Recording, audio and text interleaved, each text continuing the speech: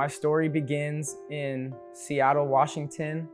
I was born and raised near Seattle. My family loved the Lord, and they took me to church. I grew up going to church and really knowing the gospel.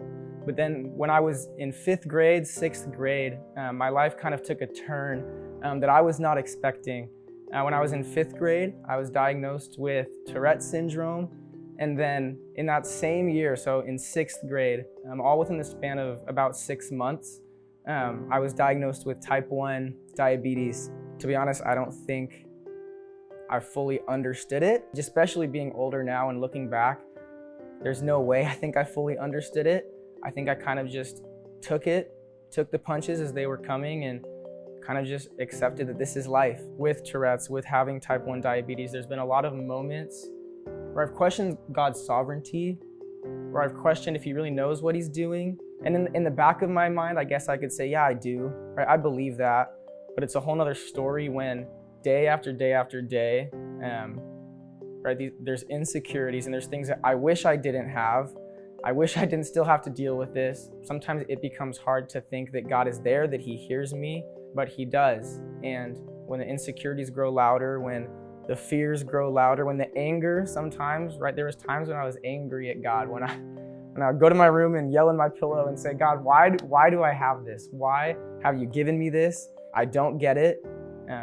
In those moments, right, I have to remember what God says about me. I have to remember the love that he showed for me through his son, Jesus. And it's the only way, the only thing that can really push me through and finding hope.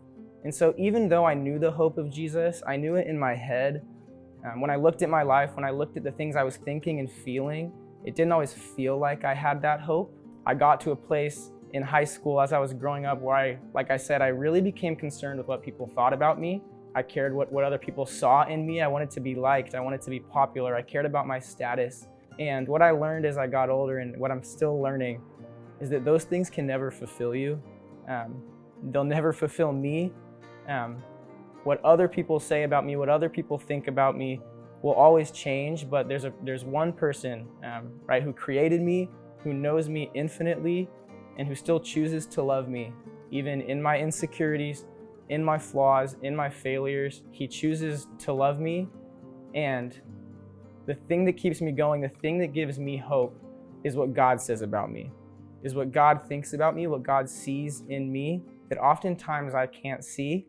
But I know that he says I'm his son, I'm his child, I am loved, I am seen by him. And when I look to what Jesus has done, when I look to the cross, he is the voice that matters. He is the one who forms my identity, and he doesn't make mistakes. He takes the things I thought were insecurities and he turns them into gifts. He turns them into things that he can use for his kingdom. The hard things in my life, the most difficult things in my life that God has given me, they've been good because ultimately they've allowed me to draw near to him, right? These things that I think are difficult things, and they are, God has used them to draw me closer to him, to cry out to him in my time of need.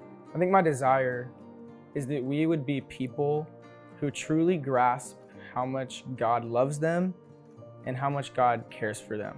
That we at the Grove would be a people who in life can have a deep and intimate understanding of how much their Creator loves them. I think I can testify from my life, when difficult things come up, it's easy to think that God is not present and that he does not love us. The voices of our insecurities often become louder than the voice of God, and we begin to believe these insecurities as true about us, right? That I'm not worthy of love, that no one cares about me, that I'm too far gone, that I'm a mistake.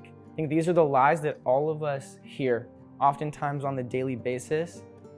And my hope is for us as a church is that we would hear the promises of God, hear the things he says about us, and choose to believe those.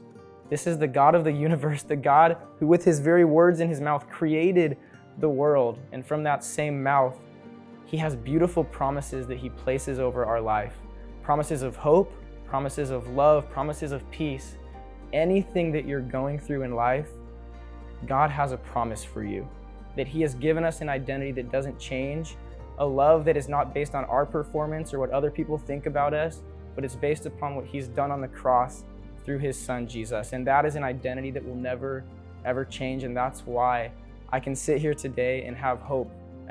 Even when life is hard, even when I feel insecure and when I feel alone, I can have hope knowing what God says about me.